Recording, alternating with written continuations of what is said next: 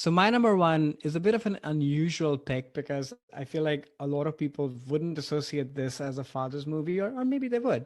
It's Sound of Music from 1965. Quick log line: a young novitiate is sent by her convent in 1930s Austria to become a governess to the seven children of a widowed naval officer. Obviously starring Julie Andrews, Christopher Plummer, Eleanor Parker, directed by Robert Wise. I mean, I pretty much everybody knows Sound of Music, so I don't think we need to get into that. But Yeah. yes, this movie is Maria's movie. It's the kids' movie. It's the movie with the beautiful songs and the nuns and the hills are alive, all of it, which I've loved for my entire life from the beginning of time. But the thing that has always struck me in this movie and my sister, both of us, was Captain Von Trapp.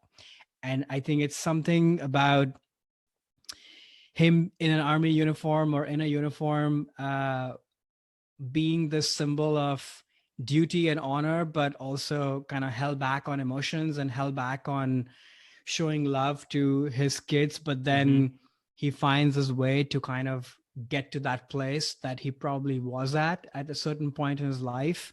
And we would bawl, my sister and I mean, who are we kidding? Me more so than her.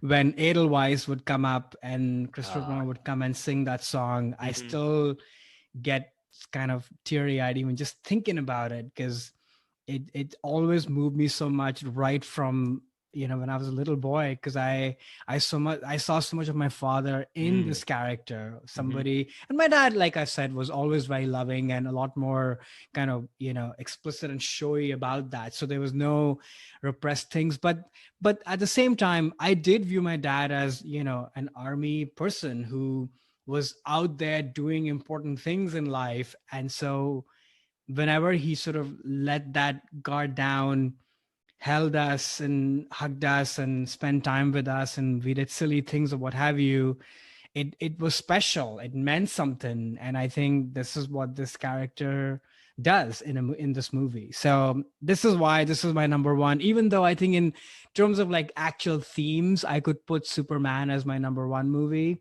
But from like a pure emotional resonance standpoint, I think Christopher Plummer will always be in this movie an image of my father for till the day I'm here. But aside from that, what can I even say more about Sound of Music that hasn't been said? It'll all be just repeat. But what a great movie, timeless for all the reasons we know. If you haven't watched it, I don't know where you've been. Watch it. That's all I would say. Yeah, it's funny. Just in the beginning of the episode, we both mentioned that we're singers and we're not going to sing in this episode, and yet we end on one of the best musicals of all time. But we're still not going to sing. So sorry, listeners, that's another one. But this movie is just amazing. I think it actually is a great fit for the father figure in this movie looms very large. I mean, in a way, it's his story arc more than it is like Maria didn't really learn anything or change. She's an agent. She's like the magical nanny that comes in and makes, in the same way Mary Poppins does the same thing for that family, and makes that family understand what love is, especially with the fathers in Mary Poppins too. But it's her coming in and be able to teach the dad more than even the kids, actually, of how to relate to his kids through love, because the dad and music, right? It's that music is how he's able to show love. And when he, realizes that, I think that's when he's able to open up and not be so much of a strict father. I mean, I think was using, because of his military background, he treated his kids like soldiers, and that's how he was showing affection. It's like, well, you need discipline, you needed this, blah, blah, blah. And that's what I'm supposed to do as a father, because he did love the kids for sure. But then when Maria comes in and he realizes, oh, they have this amazing talent of song, and like, I like to sing and I like to hear them sing. And then he's able to open up and be more emotionally available. And then, at the end of the movie, he's even able to, in a way, has to choose between being a soldier, being a father, because as a soldier, he should stay and, work with the Nazis who have now taken over. And that's his duty as a soldier. He has to serve his country, even though, yes, the Nazis are now in charge, but still his duties as a soldier would be to support the Nazis then. But instead, he's like, no, I will go against the soldier part of myself, and leave and to protect my family because I'm a father first and not a soldier first. And I think that's what Maria helps him learn over the course of the film, that he knew all along. And again, that he loved his kids and things like that. And obviously he had to deal with his wife being passing away and all that kind of stuff. That's what shut him.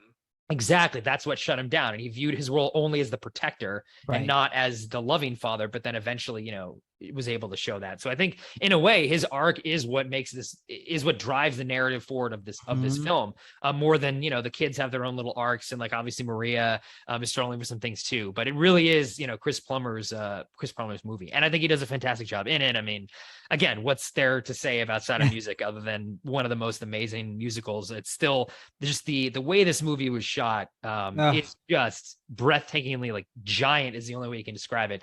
And it takes these songs. I mean, the whole like the do re mi sequence, which goes on for a couple sort of like verses, is one of like the most amazing on film music performances I have ever seen. I mean, talk about taking a stage play and making you forget it was ever in a theater. Oh, like, gosh. This movie, it's like you see this and you're like, how could this ever be in a versus some movies you see it's like, okay, I get it. They basically just shot the stage musical or whatever. Fine. I could see this in a theater and get the same effect. You cannot get this effect in a theater, as great as that Rodgers and Hammerstein musical is, which is good and the songs are great. But what Wise was able to do is just elevate the songs on such an epic scale that is just absolutely breathtaking. It's just like there's some shots in this movie, it just like it takes your breath away, and then you throw incredible music on it too, and you're just sort of like in awe of this film.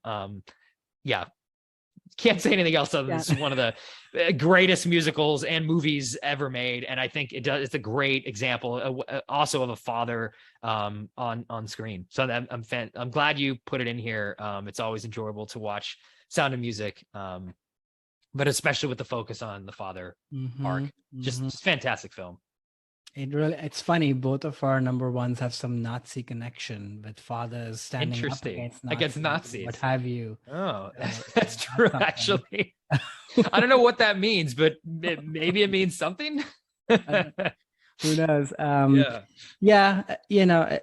This movie is just epic and probably kind of yearly viewing for me at this point. It has been for, I don't know, 15, 20 years really. So it's interesting. This movie for me is kind of like Lion King for you in the sense of like, I saw it a little bit as a kid and liked it, but it wasn't like there were other musicals in my household that we come back to a lot more often, movie musicals.